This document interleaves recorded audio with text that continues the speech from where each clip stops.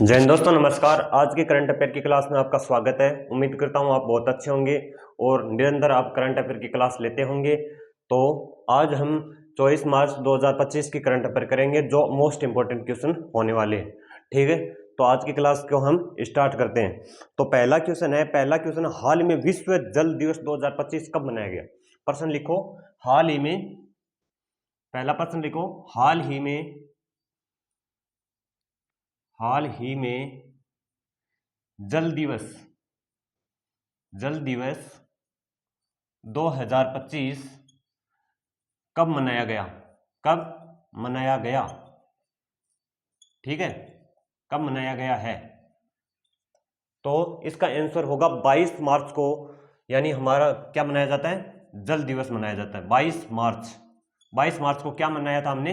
जल दिवस मनाया था 22 मार्च को। कब मनाया था? 22 मार्च को हमने क्या मनाया था? जल दिवस मनाया था। ठीक है, घोषणा इसकी जल दिवस जो मनाने की घोषणा है, विश्व जल दिवस। हाल ही में विश्व जल दिवस, सॉरी क्या प्रश्न था? हाल ही में विश्व जल दिवस। हाल ही में विश्व, लिख लेना, हाल ही में विश्व जल दिवस 2025 कब मनाया गया? तो कब मनाया गया? 22 मार्च को। और विश्व जल दिवस की घोषणा कब हुई थी, यह आप बताइए। इसकी घोषणा कब हुई थी? तो इसकी घोषणा हुई थी 1993 के अंदर। 1993 के अंदर इसकी क्या हुई थी? घोषणा हुई थी। विश्व जल दिवस यानी 2025 की थीम क्या है? 2025 जो इस टाइम मनाया गया है, तो इसकी थीम है ग्लेशियर संरक्षण। इस बार की थीम क्या है? लिखना, थीम क्या है? थीम है ग्लेशियर संरक्षण। तो इसकी थीम क्या है इस बार की? ग्लेशियर संरक्षण। तो पहला क्वेश्चन क्लियर है। पहला क्वेश्चन क्या है? हाल ही में विश्व जल दिवस 2025 कब मनाया गया? तो कब मनाया गया? 22 मार्च को विश्व जल दिवस मनाया गया। इसकी घोषणा हुई थी 1993 के अंदर। 1993 के अंदर यानी 1993 में इसकी घोषणा हुई थी। और इस बार की थीम क्या है? 2025 की थीम, यानी कब की? 2025 की थीम क्या है? तो 2025 की थीम है ग्लेशियर संरक्षण। क्या है थीम? क्या है? ग्लेशियर संरक्षण। ठीक है, ग्लेशियर यानी जो ग्लेशियर है उसको बचाना, ग्लेशियर को बचाना, उसको संरक्षण करना। ठीक है, ये है हमारा थीम। ठीक है, हाल ही में विश्व जल दिवस 2025 कब मनाया गया? 22 मार्च को। क्लियर है प्रश्न? 2 नंबर पर एक प्रश्न और पूछा जाता है, विश्व में पहली बार विश्व ग्लेशियर दिवस कब मनाया गया था? प्रश्न क्या है? विश्व में पहली बार विश्व ग्लेशियर दिवस कब मनाया था? तो प्रश्न मैं यहां पर लिख देता हूं, विश्व में पहली बार ग्लेशियर यानी क्या? पहली बार विश्व ग्लेशियर दिवस। कौन सा प्रश्न क्या है? विश्व ग्लेशियर दिवस कब मनाया गया? तो ये कब मनाया गया दिवस? कब मनाया गया? तो ये कब मनाया गया था? ये भी मनाया गया था 21 मार्च को, यानी 21 मार्च को। सबसे पहले विश्व में पहली बार विश्व ग्लेशियर दिवस कब मनाया गया है? तो कब मनाया गया? 21 मार्च को। अभी जो 21 मार्च है, 21 मार्च 2025 को क्या मनाया गया था? विश्व में पहली बार विश्व ग्लेशियर दिवस मनाया गया था। यह प्रश्न भी मोस्ट इंपोर्टेंट प्रश्न है। विश्व में पहली बार विश्व ग्लेशियर दिवस कब मनाया गया था? तो कब मनाया गया था? 21 मार्च 2025 को, यानी विश्व के अंदर पहली बार विश्व ग्लेशियर दिवस मनाया गया। तो प्रश्न पूछ लिया जा सकता है कि विश्व में पहली बार विश्व ग्लेशियर दिवस कब मनाया गया? तो 21 मार्च 2025 को क्या मनाया गया? पहली बार मनाया गया। हाल ही में विश्व जल दिवस 2025 कब मनाया गया था? 22 मार्च को। यह भी प्रश्न बहुत इंपॉर्टेंट है। ठीक है, अब चलते हैं नेक्स्ट क्वेश्चन पर। 3 नंबर क्वेश्चन क्या है? 3 नंबर क्वेश्चन है हमारा कि हाल में अपने राज्य के लिए पहली बार, प्रश्न क्या है? हाल ही में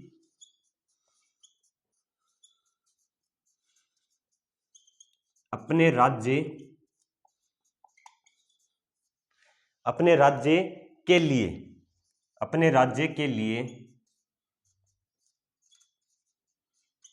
पहली बार हिंदी लेखक विनोद कुमार शुक्ल को ज्ञानपीठ पुरस्कार के लिए चुना गया है। यानी हाल ही के अंदर कौन है? हिंदी के लेखक है विनोद कुमार। जो विनोद कुमार शुक्ल है उनको ज्ञानपीठ पुरस्कार मिला है। ठीक है, और ज्ञानपीठ पुरस्कार मिला है वो उनका संबंध किससे है? ठीक है, ये पूछ रहे हैं। हाल ही में पहली बार कौन, पहली बार हिंदी लेखक विनोद कुमार को ज्ञानपीठ पुरस्कार मिला है। ठीक है, कौन सा पुरस्कार मिला है अभी, ज्ञानपीठ पुरस्कार से सम्मानित किया गया है, सम्मानित किए गए। शुक्ल को ज्ञानपीठ पुरस्कार के लिए चुना गया है, ज्ञानपीठ पुरस्कार के लिए चुना गया है। प्रश्न क्या है, हाल ही में अपने राज्य के लिए पहली बार हिंदी लेखक विनोद कुमार को ज्ञानपीठ पुरस्कार के लिए चुना गया है। तो उनका संबंध किससे है, तो उनका संबंध है यानी छत्तीसगढ़ से। कौन से राज्य के ये, छत्तीसगढ़ के रहने वाले हैं, जिनको हाल ही में यानी ज्ञानपीठ पुरस्कार भारत का सर्वोच्च सम्मान पुरस्कार है। किसका, जो किसके लिए, इसका भारत का सर्वोच्च साहित्य सम्मान, साहित्य के अंदर सबसे सर्वश्रेष्ठ अगर पुरस्कार मानते हैं तो वो है ज्ञानपीठ पुरस्कार। ठीक है, इनका संबंध किससे, छत्तीसगढ़ से। तो मैं लिख लेता हूं ज्ञानपीठ पुरस्कार, ज्ञानपीठ पुरस्कार, ज्ञानपीठ पुरस्कार भारत का साहित्य का सर्वोच्च पुरस्कार। ठीक है, भारत का साहित्य का, भारत के साहित्य यानी भारत में साहित्य, किसमें, भारत में साहित्य, जो साहित्य के अंदर दिया जाता है, साहित्य का सर्वोच्च पुरस्कार, सर्वोच्च पुरस्कार। ठीक है, ठीक है, ज्ञानपीठ पुरस्कार है भारत में साहित्य का सर्वोच्च पुरस्कार। कौन सा, भारत का साहित्य का सर्वोच्च पुरस्कार। ठीक है, कौन सा पुरस्कार है, ज्ञानपीठ पुरस्कार। अगर पूछ लिया जाता है कि भारत में ज्ञानपीठ यानी साहित्य का सर्वोच्च पुरस्कार किसे मानते हैं, भारत में साहित्य का सर्वोच्च पुरस्कार कौन सा है, वो है हमारा ज्ञानपीठ पुरस्कार। ठीक है, और ज्ञानपीठ पुरस्कार की स्थापना कब हुई थी, ज्ञानपीठ पुरस्कार की स्थापना, तो इसकी स्थापना हुई थी 1961 के अंदर। ज्ञानपीठ पुरस्कार की स्थापना कब होती है, 1961 के अंदर इसकी स्थापना हुई थी। पहली बार 1965 के अंदर दिया जाने लगा। तो पहली बार 1965 में देने की शुरुआत हुई, यानी देने कब, इसको देना कब शुरुआत हुआ, देने की शुरुआत हुई। ठीक है, शुरुआत हुई। ठीक है, पहली बार 1965 यानी स्थापना होती है 1961 के अंदर, और इसकी शुरुआत कब हो जाती है, इसके देने की शुरुआत हो जाती है 1965 के अंदर। ठीक है, और पहली बार किसको दिया गया था, तो 1965 के अंदर जब इसकी शुरुआत होती है तो पहली बार इसको ज्ञानपीठ पुरस्कार सबसे पहले किसको दिया जाता है, वो दिया जाता है, कौन दे, जी शंकर कुरूप। कौन, किसको दिया गया था, जी शंकर कुरूप को। तो पहली बार किसको दिया गया, पहली बार जी शंकर कुरूप को दिया गया था। किसको दिया गया था, जी शंकर कुरूप को दिया गया। क्लियर है प्रश्न, दिया गया था। प्रश्न क्लियर है, पहली बार जी शंकर कुरूप को दिया गया। जब पहली बार 1965 के अंदर शुरुआत करते हैं ना, उसी टाइम वह कौन व्यक्ति थे जिनको ज्ञानपीठ पुरस्कार मिला था। तो सर्वप्रथम ज्ञानपीठ पुरस्कार पाने वाले व्यक्ति कौन है, वो है हमारे जी शंकर कुरूप। ठीक है, ये आपको क्लियर है। और इनामी राशि, इसके अंदर इनामी राशि कितनी दी जाती है, वो दी जाती है 1 लाख रुपए। इनामी राशि ज्ञानपीठ पुरस्कार के अंदर इनामी राशि कितने दी जाती है, वो है 1 लाख रुपए। इनामी राशि कितनी, 1 लाख रुपए। ठीक है, इनामी राशि कितनी है इसकी, 1 लाख रुपए इसकी इनामी राशि है। इनामी राशि कितनी है, 1 लाख रुपए। जो इससे पहले 58वां, ये कौन सा है, 59वां राष्ट्रीय पुरस्कार जो ज्ञानपीठ पुरस्कार दिया गया। लेकिन इससे पहले जो 58वां राष्ट्रीय ज्ञानपीठ पुरस्कार दिया गया था वो किनको मिला था, 58वां ज्ञानपीठ पुरस्कार किसे दिया गया, किसे मिला था? एक तो मिला था हमारे राम भद्राचार्य जी को, राम भद्राचार्य कौन थे? एक तो राम भद्राचार्य जी और एक गुलजारी जी, जो गुलजारी दिन को दो को मिला था। किन को मिला था साथ में? दो को, राम भद्राचार्य, राम भद्राचार्य। देखा है इनको कभी? जो यानी आंखों से देख नहीं सकते, राम भद्राचार्य जी को आपने देखा होगा, यानी जो आंखों से देख नहीं सकते वही है राम भद्राचार्य जी, ठीक है। और एक गुलजारी जी को, गुलजारी जी, इनको क्या मिला था? अभी ज्ञानपीठ पुरस्कार मिला था 58वां, ठीक है, 58वां। और 59वां ये किसको मिला है? तो ये मिला है हमारे किसको? ज्ञानपीठ पुरस्कार किसको मिला है? विनोद कुमार। लेखक कौन है? विनोद कुमार को, ठीक है, विनोद कुमार जी को क्या मिला है? ज्ञानपीठ पुरस्कार मिला है। कौन सा? और इनका संबंध किससे? ये कहाँ के रहने वाले? ये रहने वाले छत्तीसगढ़ के, ठीक है, क्या कहाँ के रहने वाले? छत्तीसगढ़ के। और इनके उपन्यास के बारे में अगर बात करें तो विनोद कुमार जी के उपन्यास के बारे में थोड़ा बात कर ले। तो उपन्यास, तो उपन्यास पहला कौन सा है? पहला उपन्यास है इनका कौन सा? दीवार में खिड़की। दूसरा है लगभग जय हिंद, लगभग जय हिंद और नौकर की कमीज। पहला कौन सा है? दीवार की खिड़की, दीवार की खिड़की, ये इनका एक उपन्यास है, खिड़की। दूसरा कौन सा है? लगभग जय हिंद, लगभग जय हिंद, जय हिंद। और दीवार की कमीज, दीवार की कमीज, ठीक है। ये इनकी तीन उपन्यास है। किनके? विनोद कुमार जी के तीन उपन्यास कौन से हैं? दीवार की खिड़की, लगभग जय हिंद और दीवार की कमीज। ये इनके तीन उपन्यास है। दीवार की कमीज, ठीक है, दीवार की कमीज। प्रश्न क्लियर है? तीन प्रश्न क्लियर है। और ज्ञानपीठ पुरस्कार वर्तमान में 23 भाषाओं में दिया जाता है। अगर पूछ लिया जाता है कि ज्ञानपीठ पुरस्कार है वर्तमान में कितनी भाषाओं में दिया जाता है, तो 23 भाषा के अंदर। जो 22 भाषाएं हमारे संविधान के अंदर है, 22 भाषा हमारे संविधान में कितनी भाषाएं हैं? 22 भाषाएं। लेकिन एक भाषा कौन सी है अलग से? वो है अंग्रेजी। 23 भाषाओं के अंदर दिया जाता है। वर्तमान में ज्ञानपीठ पुरस्कार, यहां लिख लो, वर्तमान में ज्ञानपीठ पुरस्कार, ज्ञानपीठ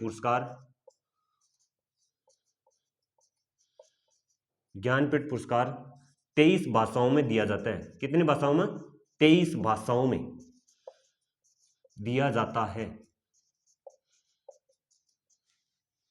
कितनी भाषाओं में दिया जाता है? 23 भाषाओं के अंदर दिया जाता है। ज्ञानपीठ पुरस्कार वर्तमान में कितनी भाषाओं में दिया जाता है? 23 भाषाओं के अंदर दिया जाता है, ठीक है। 22 तो है संविधान की भाषा, 22 तो संविधान के अंदर जो भाषाएं हैं, 22 भाषाएं कौन सी? जो संविधान के अंदर है। और एक कितनी? वो 23 भाषा हो गई। एक कौन सी है? ये हमारी अंग्रेजी, अंग्रेजी जो भाषा है इसी के अंदर भी क्या दिया जाता है? ज्ञानपीठ पुरस्कार दिया जाता है। 22 भाषाएं कौन सी है? जो संविधान के अंदर भाषाएं हैं, 22 भाषाएं, वही भाषाएं, ठीक है। तो इसलिए कितनी होगी? 22 + 1, 23 भाषाओं के अंदर ज्ञानपीठ पुरस्कार दिया जाता है, ठीक है। तो आपको एक प्रश्न ये भी बन सकता है, अंग्रेजी के अंदर सर्वप्रथम ज्ञानपीठ पुरस्कार किसको मिला था? तो वो किसको मिला था? वो मिला था हमारे जो अमिताभ घोष को, यानी अमिताभ घोष को। तो प्रश्न कहां पर लिख ले? यहां पर, अंग्रेजी में सर्वप्रथम, कहां पर लिखे? प्रश्न है अंग्रेजी में सर्वप्रथम ज्ञानपीठ पुरस्कार किसको मिला? अंग्रेजी में, मोस्ट इंपॉर्टेंट है जो मैं लिखवा रहा हूं ना, बहुत इंपॉर्टेंट है। अंग्रेजी में सर्वप्रथम, क्योंकि ये स्टैटिक का है, क्योंकि स्टैटिक के अंदर भी पूछा जा सकता है। अगर आपको पहले ही क्लियर हो तो ठीक है। अंग्रेजी में सर्वप्रथम ज्ञानपीठ पुरस्कार किसको मिला? ज्ञानपीठ पुरस्कार किसे मिला था? तो किसे मिला था? वो थे अमिताभ घोष,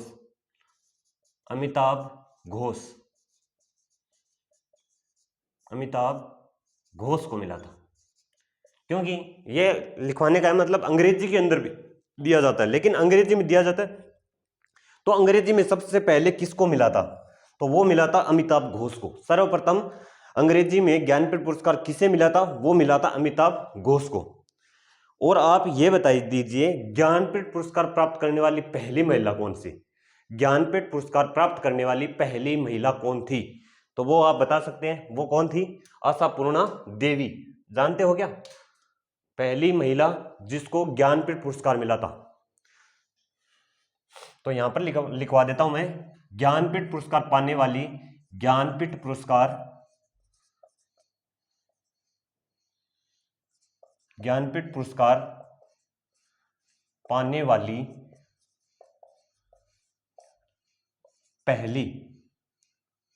पहली महिला कौन थी? पहली महिला कौन थी?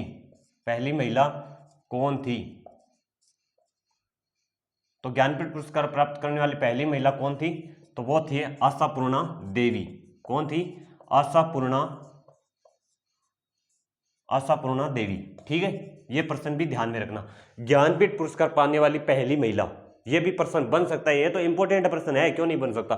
ज्ञानपीठ पुरस्कार प्राप्त करने वाली पहली महिला कौन थी? ठीक है, वो थी आशापूर्णा देवी। अंग्रेजी में सर्वप्रथम ज्ञानपीठ पुरस्कार किसको मिला था? वो थे हमारे कौन? अमिताभ घोष। ये भी प्रश्न बन सकता है। और हाल ही में अपने राज्य के लिए पहली, जो अभी के टाइम विनोद कुमार जी को, यानी 59वां कौन सा मिला है? ज्ञानपीठ पुरस्कार मिला है। वो किसको मिला है? वो ज्ञानपीठ विनोद कुमार जी को। और वो कहाँ के रहने वाले हैं? छत्तीसगढ़ की। ज्ञानपीठ पुरस्कार भारत में साहित्य का सर्वोच्च पुरस्कार है। स्थापना होती है 1961 के अंदर, और पहली बार 1965 में दिए गए थे, देने की शुरुआत हुई। और पहली बार जी शंकर कुरूप को दिया था। जब 1965 में शुरुआत हुई तो उस समय किसको मिला था?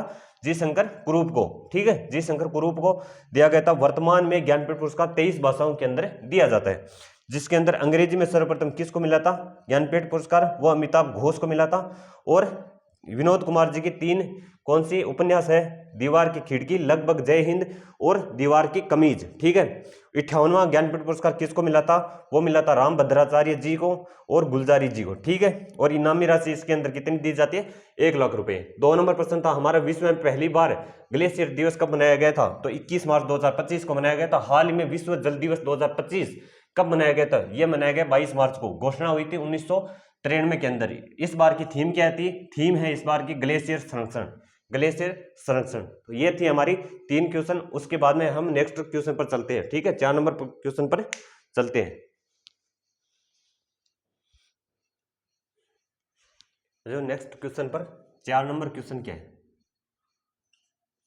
4 नंबर क्वेश्चन है, हाल ही में चीन, जापान और दक्षिण कोरिया के बीच जो त्रिपक्षीय संघर्ष है, वो त्रिपक्षीय संघर्ष की बैठक कहां पर हुई है? हाल ही में जापान, चीन और दक्षिण कोरिया। हाल ही में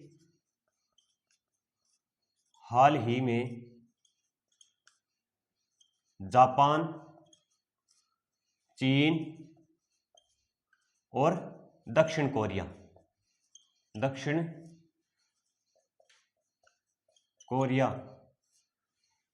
हाल ही में जापान, चीन और दक्षिण कोरिया के बीच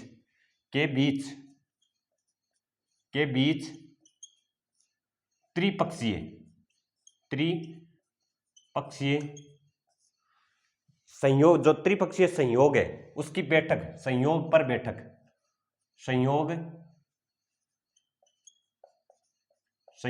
बैठक कहां पर हुई है?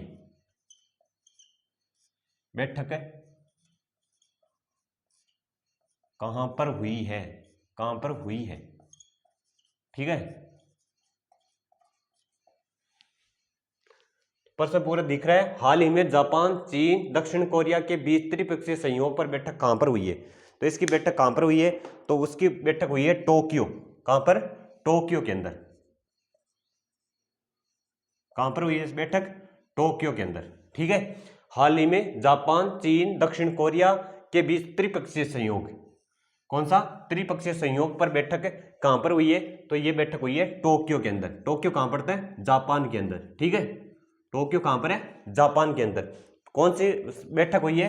किस पर बैठक हुई है? त्रिपक्षीय संयोग, क्योंकि इनके तीनों के बीच में आपसी तनाव रहता है, हमेशा ये लड़ते झगड़ते रहते हैं। आपसे तनाव को कम करने के लिए उद्देश्य क्या है? उद्देश्य है आपसी तनाव को को कम करना, तनाव को कम करना। ठीक है, आपसे जो तनाव है उस तनाव को कम करना और संयोग को बढ़ाना, इसलिए क्या हुई है त्रिपक्षीय संयोग। संयोग,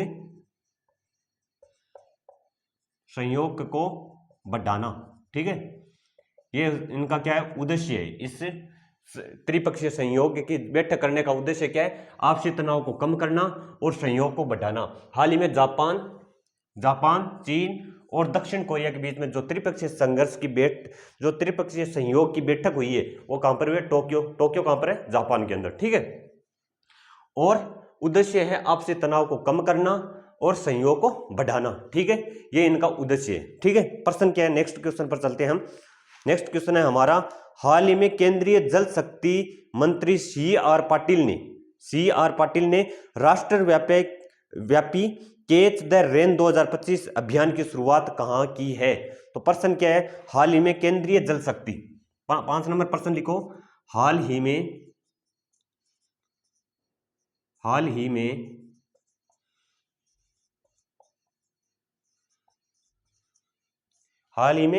केंद्रीय जल शक्ति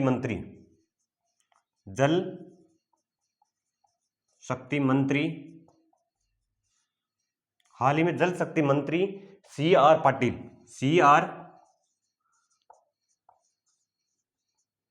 पाटिल ने राष्ट्रव्यापी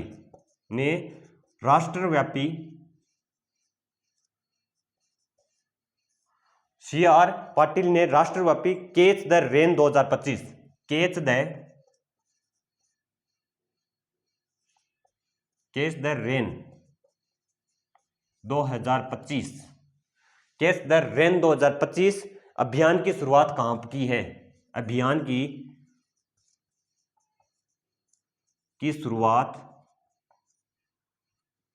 की शुरुआत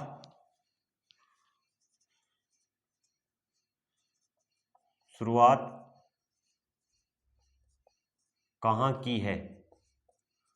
तो इसकी शुरुआत कहां पर की है, तो उसकी शुरुआत की हरियाणा के अंदर। कहां पर, हरियाणा के अंदर। कहां पर की है, हरियाणा के अंदर। हरियाणा कहां पर, पंचकुला कहां पर पड़ता है, पंचकुला पड़ता है हरियाणा, यहीं पर इसकी शुरुआत की है। कौन से, जल शक्ति मंत्री सी आर पाटिल। कौन है जल शक्ति मंत्री, कौन है, सी आर पाटिल ने राष्ट्रव्यापी कैच द रेन 2025 अभियान की शुरुआत कहां से की है, तो उसकी शुरुआत की है पंचकुला हरियाणा से। किसकी शुरुआत, कैच द रेन अभियान 2025, इसकी शुरुआत हुई है पंचकुला हरियाणा से। ठीक है, इसका उद्देश्य है वर्षा जल संरक्षण और सामुदायिक भागीदारी को बढ़ाना। इसका उद्देश्य क्या है, इस अभियान का उद्देश्य है जो वर्षा जल है, वर्षा जल का संरक्षण, वर्षा जल संरक्षण और क्या, सामुदायिक भागीदारी को बढ़ाना। सामुदायिक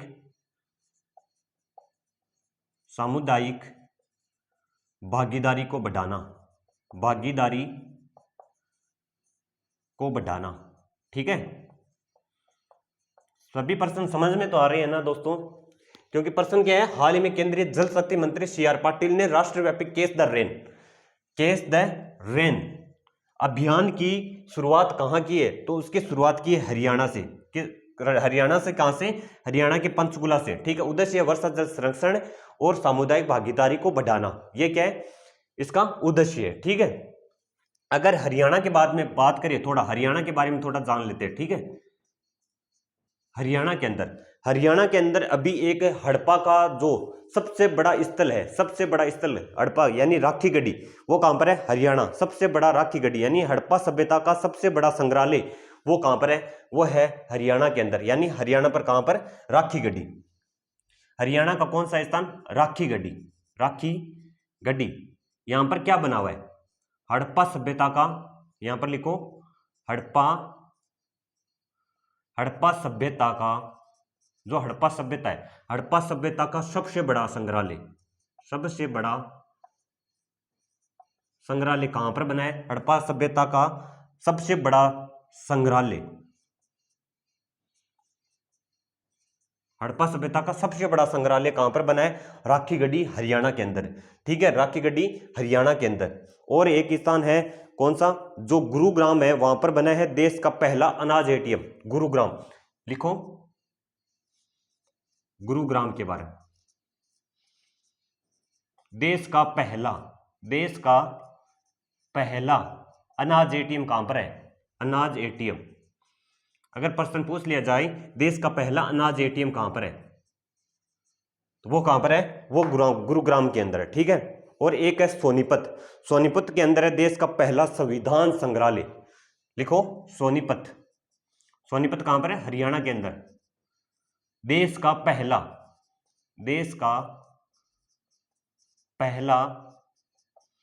संविधान संग्रहालय, देश का पहला संविधान संग्रहालय। ठीक है, वो कहां पर है? वो सोनीपत के अंदर, संविधान संग्रहालय।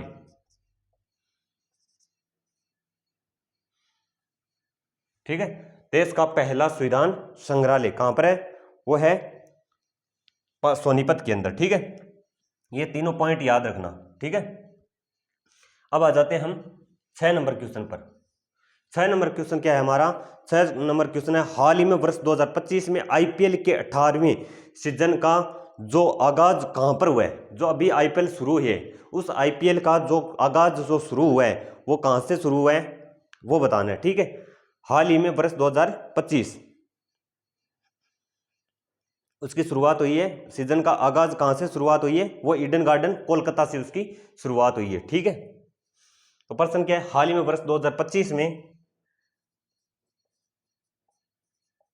हाल ही में वर्ष 2025 में 2025 में आईपीएल के 18वें सीजन का आगाज कहां से शुरू हुआ है? आगाज कहां हुआ था? कहां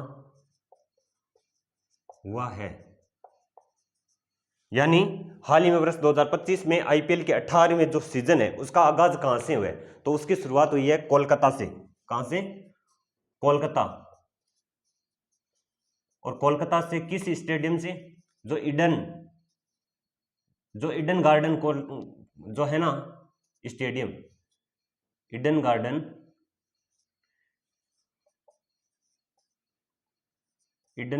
stadium, Eden garden stadium, Kolkata के ईडन गार्डन को जो स्टेडियम है, यहीं से इसकी क्या होती है? शुरुआत होते हैं। तो इसके बारे में, आईपीएल के बारे में थोड़ा हम जान लेते हैं। आईपीएल 2025 लिखो, आईपीएल 2025।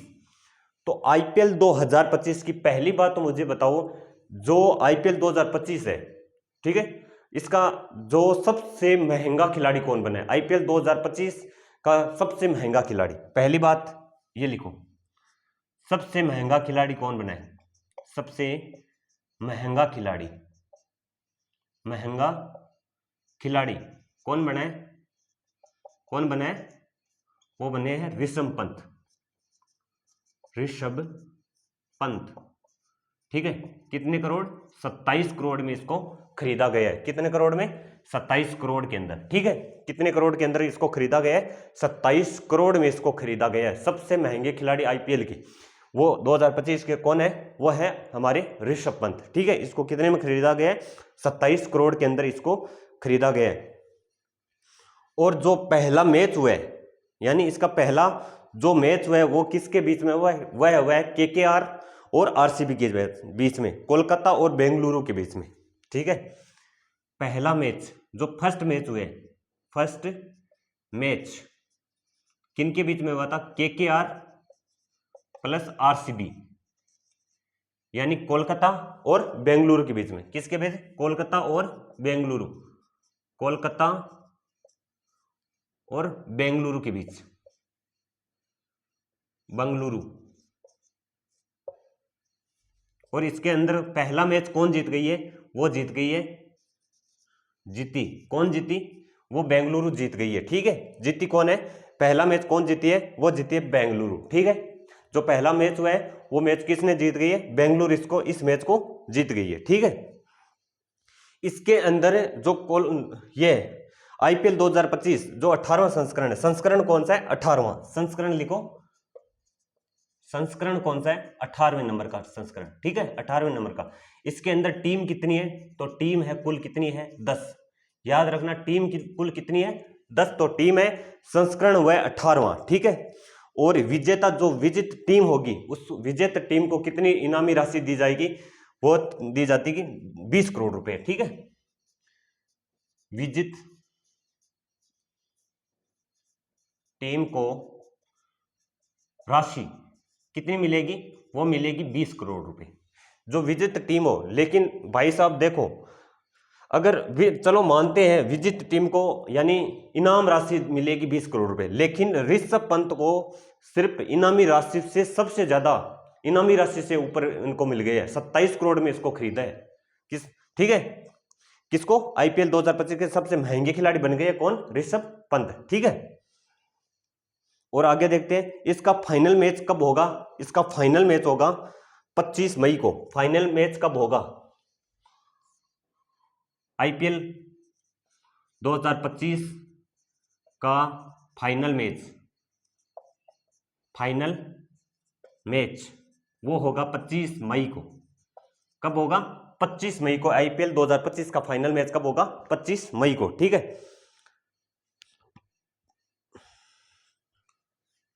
यह था हमारा आईपीएल के बारे में थोड़ा जानकारी। ठीक है, ये यहीं पर नोट कर लेना। ठीक है दोस्तों, यहीं पर इसका नोट कर लेना। आईपीएल 2025 का फाइनल मैच कब होगा, 25 मई को। ठीक है, नेक्स्ट क्वेश्चन पर एक बार रिवीजन कर लेते हैं।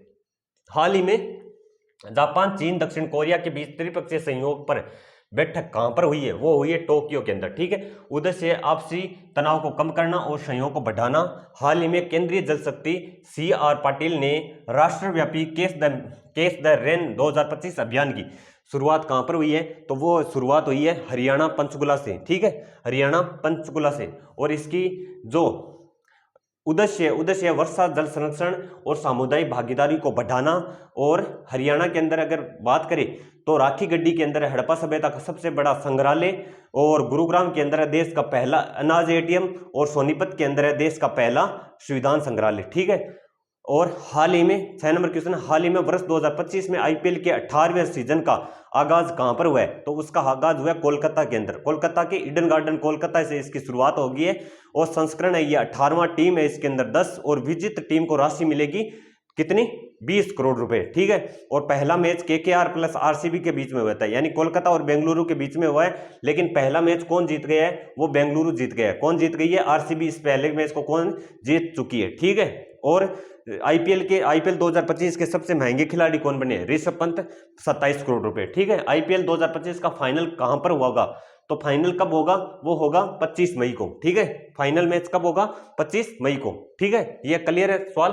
ठीक है, 7 नंबर क्वेश्चन पर हम चलते हैं।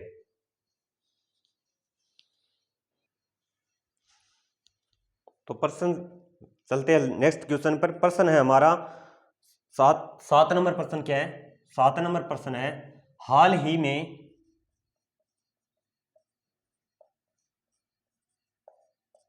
में नागरिक आयोग, वरिष्ठ नागरिक आयोग, कौन सा, वरिष्ठ नागरिक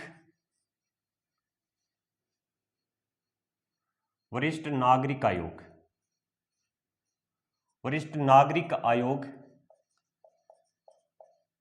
वरिष्ठ नागरिक आयोग में नागरिक आयोग स्थापित करने वाला पहला भारतीय राज्य कौन सा है, नागरिक आयोग स्थापित करने वाला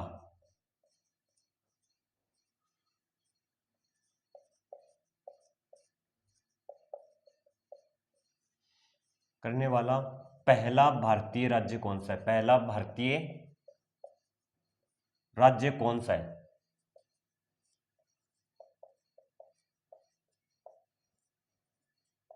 तो वो कौन सा बना है, वो बना है केरल। ठीक है, प्रश्न क्या है, प्रश्न है हाल में वरिष्ठ नागरिक आयोग स्थापित करने वाला पहला भारतीय राज्य कौन सा है, तो वो बना है केरल। ठीक है, तो प्रश्न क्या है, प्रश्न समझ में आया है कि प्रश्न है क्या, पर्सन समझ मतलब ये कह रहा है कि वरिष्ठ नागरिक आयोग स्थापित करने वाला पहला राज्य।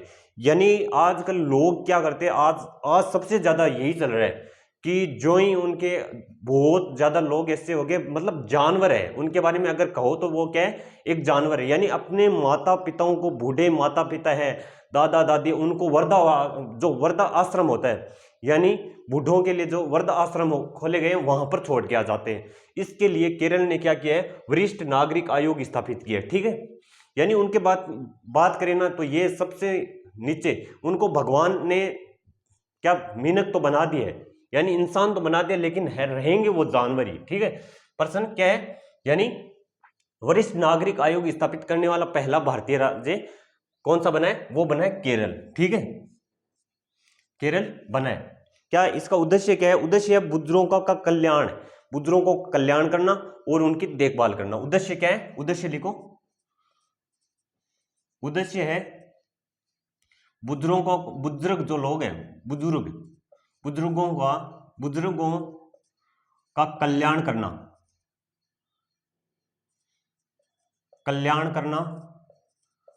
और उनकी देखभाल करना। और क्या करना, देखभाल,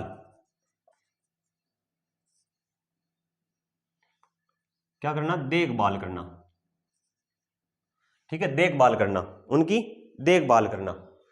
उद्देश्य है बुजुर्गों का कल्याण करना और देखभाल करना। ठीक है, और शोषण को रोकना, जो शोषण होता है बुजुर्गों के साथ, उस शोषण को क्या करना, रोकना, शोषण को रोकना।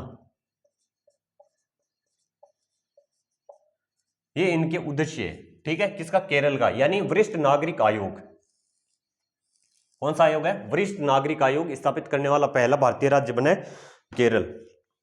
ठीक है, नेक्स्ट क्वेश्चन पर चलते हैं। नेक्स्ट क्वेश्चन है हमारा 8 नंबर क्वेश्चन। क्या है, 8 नंबर क्वेश्चन है कि हाल में सांकेतिक भाषा में कार्यवाही प्रसारित करने वाली देश की पहली विधानसभा कौन सी है। प्रश्न समझ में आया, प्रश्न क्या है, हाल ही में सांकेतिक भाषा में, प्रश्न लिखो, हाल ही में सांकेतिक भाषा में, सांकेतिक, भले टाइम लग जाए लेकिन हम क्वेश्चनों को एकदम बेहतरीन तरीके से करेंगे, क्योंकि हमें इसका संडे के अंदर हम रिवीजन करेंगे, पूरी हफ्ते का, पूरे वीक का हम संडे को इसका रिवीजन करेंगे। हमें एक्स्ट्रा पढ़ने की जरूरत ही नहीं पड़ेगी, एक्स्ट्रा बिल्कुल भी आपको पढ़ने की जरूरत नहीं पड़ेगी।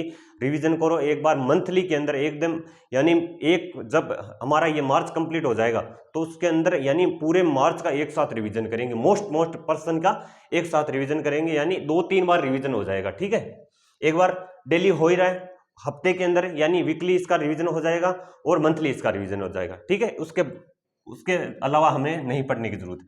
तो प्रश्न क्या है, हाल ही में सांकेतिक भाषा में कार्रवाई, जो सांकेतिक भाषा में कार्यवाही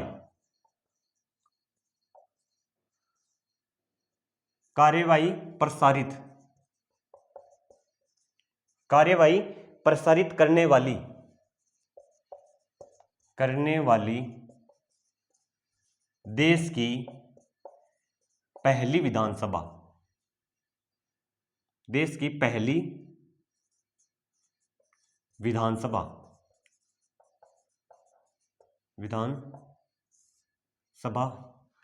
हाल ही में सांकेतिक भाषा में कार्यवाही प्रसारित करने वाली देश की पहली विधानसभा कौन सी है, तो वो कौन सी बनी है, वो बनी है पंजाब। कौन सी बनी है, कौन सी बनी है, पंजाब। इसका आंसर क्या होगा, पंजाब। ठीक है, ठीक है। उद्देश्य क्या है इसका, बाघिर व्यक्ति, यानी जिनको, यानी क्या, जो सुन नहीं सकते उनके लिए क्या किया है, सांकेतिक भाषा का प्रयोग किया है। सांकेतिक भाषा, जैसे कोई बोल नहीं सकता यानी देख नहीं सकता, उनके लिए क्या है, ब्रेल लिपि किसके लिए, वो तो जो सुन यानी देख नहीं सकता, यानी उनको ब्रेल लिपि क्या होती है, यानी खुरदरे, जो मतलब खुरदरे अक्षर लिखे जाते हैं, यानी उसको पढ़ाया जाता है ब्रेल लिपि, उसको बोलते हैं ब्रेल लिपि, यानी उसके खुरदरे यानी पेज, यानी जो उबड़ यानी खुरदरे कर देते हैं अक्षरों को, उससे समझकर वो क्या है, अंधा व्यक्ति उनको समझकर वो पढ़ सकता है उनको। उसी के लिए जैसे जो हमारी, अभी यह सांकेतिक भाषा क्या है? सांकेतिक भाषा है जो व्यक्ति सुन नहीं सकता उनके लिए सांकेतिक भाषा, यानी संकेत करके उनको क्या करना, उसको पढ़ाना, सांकेतिक भाषा उसे कहते हैं सांकेतिक भाषा। ठीक है, बाधिर व्यक्ति या जो सुन नहीं सकते, जो व्यक्ति सुन नहीं सकते उनको समझाने के लिए, ठीक है, यह इनका उद्देश्य है, समझाने के लिए। जो व्यक्ति सुन नहीं सकते ना उनको समझाने के लिए, सुन नहीं सकते उनको समझाने के लिए क्या किया, उसको सांकेतिक भाषा कार्यवाही प्रसारित करने वाला देश की पहली विधानसभा बनी है। कौन सी? पंजाब। ठीक है, तो एक प्रश्न पूछ लिया जाता है, विश्व सांकेतिक दिवस कब मनाया जाता है? विश्व सांकेतिक भाषा दिवस। तो प्रश्न यहीं पर लिख लो, विश्व सांकेतिक भाषा दिवस कब मनाया जाता है? तो कब मनाया जाता है? 23 सितंबर। लिखना 23 सितंबर को। 23 सितंबर को क्या मनाया जाता है? विश्व सांकेतिक भाषा दिवस 23 सितंबर को मनाते हैं। ठीक है, अब चलते हैं नेक्स्ट क्वेश्चन पर। 9 नंबर क्वेश्चन क्या है? 9 नंबर क्वेश्चन है हमारा, वो है हाल ही में भगत सिंह, राजगुरु और सुखदेव की श्रद्धांजलि देने के लिए शहीद दिवस कब मनाया गया? तो कब मनाया गया? वो मनाया गया यानी 23 मार्च को, कल ही। हाल ही में भगत सिंह, प्रश्न क्या है? लिखो, हाल ही में भगत सिंह,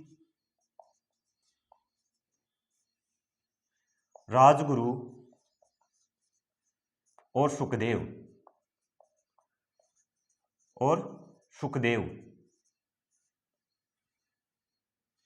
हाल ही में भगत सिंह, राजगुरु और सुखदेव को श्रद्धांजलि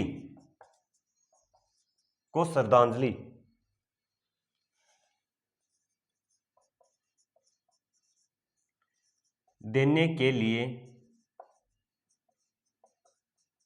लिए शहीद दिवस कब मनाया गया है? शहीद दिवस कब मनाया गया?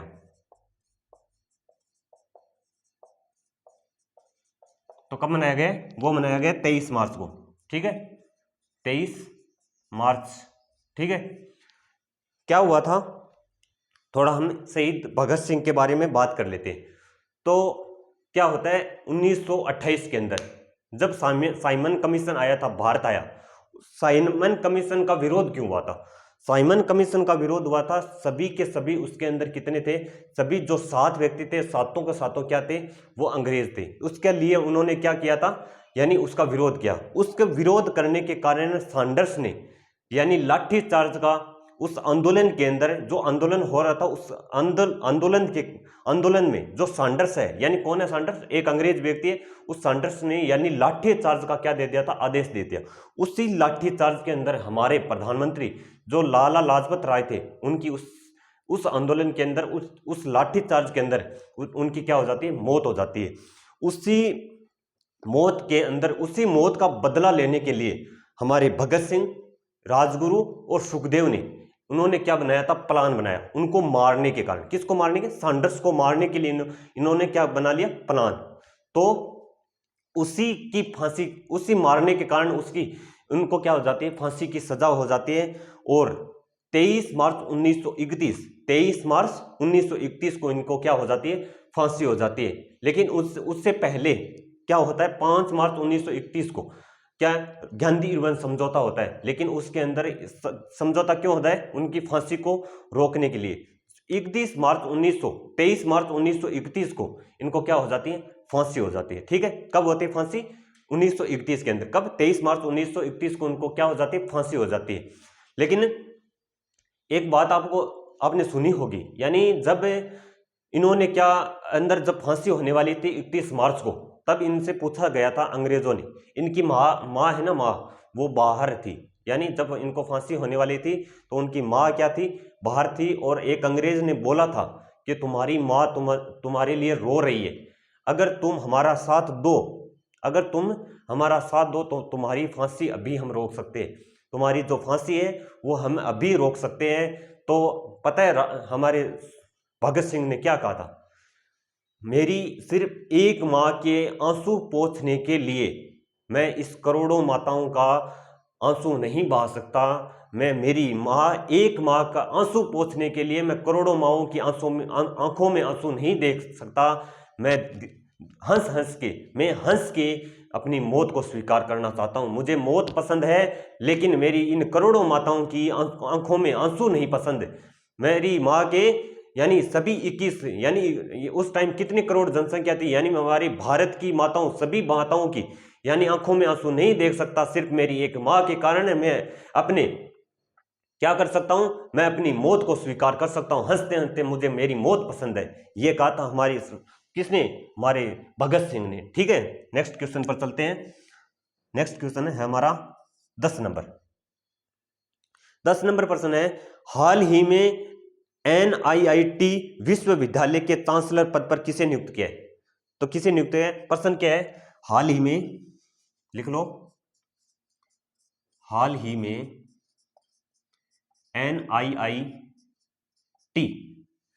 NIIT विश्वविद्यालय के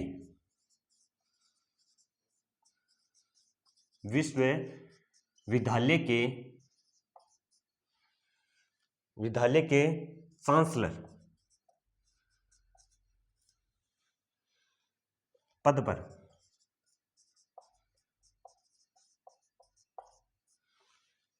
किसे नियुक्त किया गया था?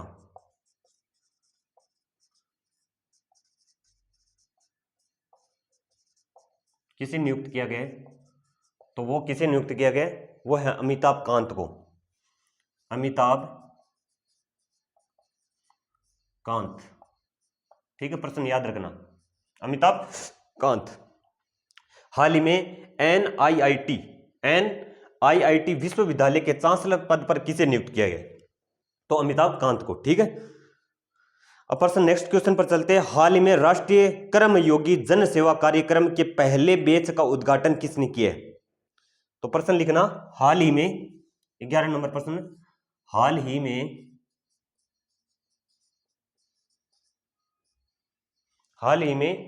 राष्ट्रीय कर्मयोगी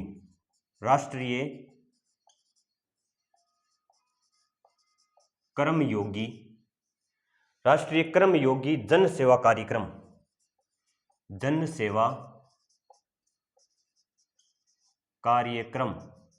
प्रश्न क्या है, हाल ही में राष्ट्रीय कर्मयोगी जन सेवा कार्यक्रम के पहले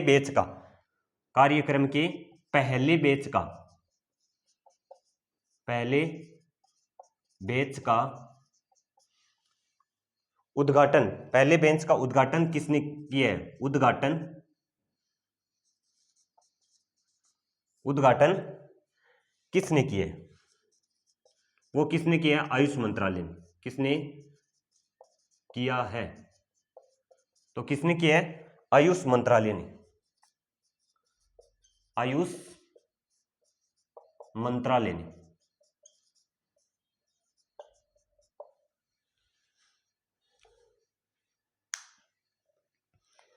तो प्रश्न एक बार हम इनका क्या कर लेते हैं, रिवीजन कर लेते हैं। ठीक है, हाल ही में वरिष्ठ नागरिक आयोग स्थापित करने वाला पहला भारतीय राज्य कौन सा बना है? तो भारत कौन सा बना है? केरल। ठीक है, प्रश्न इसको समझ में आ गया था ना। उद्देश्य क्या? बुजुर्गों का कल्याण करना और देखभाल करना और शोषण को रोकना। ठीक है, 8 नंबर क्वेश्चन है, हाल ही में सांकेतिक भाषा में कार्यवाही प्रसारित करने वाला देश की पहली विधानसभा कौन सी बनी है? तो वो बनी पंजाब। और सुन नहीं सकते जिनको समझाने के लिए क्या बनाया गया है? वो सांकेतिक भाषा। ठीक है, विश्व सांकेतिक भाषा 23 सितंबर को। 9 नंबर क्वेश्चन है, हाल ही में भगत सिंह, राजगुरु और सुखदेव की श्रद्धांजलि देने के लिए शहीद दिवस कब मनाया गया? 23 मार्च को। ठीक है, 10 नंबर प्रश्न, हाल ही में NIIT विश्वविद्यालय के चांसलर पद पर किसे नियुक्त किया गया? वो नियुक्त किया गया अमिताभ कांत को। ठीक है, 11 नंबर क्वेश्चन है, हाल ही में राष्ट्रीय कर्मयोगी जनसेवा कार्यक्रम के पहले बैच का उद्घाटन किसने किया है? तो वो किया है आयुष मंत्रालय ने। किसने किया? आयुष मंत्रालय। ये थे हमारे आज के करंट अफेयर के क्वेश्चन। तो आपको क्लास कैसी लगी? उम्मीद करता हूं आपको क्लास बेहतर लगी होगी। तो इसी तरह आप क्लास के अंदर हमेशा बने रहिएगा और मेरा साथ दीजिएगा। और आगे नेक्स्ट मिलते हैं नेक्स्ट क्लास के अंदर। हमारी जो स्टैटिक जीके की क्लास है और उसके बाद में होती है हिस्ट्री की क्लास। तो सभी क्लास से जुड़ना ना भूलें। और मैं ये बता दूं आपको कि आपको कोई भी एग्जाम के अंदर आप इस क्लास को ले सकते हैं, यानी किसी भी एग्जाम के लिए आप, यानी ये क्लास सफिशिएंट होगी, इससे बाहर आपका क्वेश्चन नहीं पूछा जाएगा। तो अगर आपको क्लास अच्छी लगे तो चैनल को सब्सक्राइब कर दे देना और कमेंट के अंदर जरूर बताना कि आपको क्लास कैसी लगी, और चैनल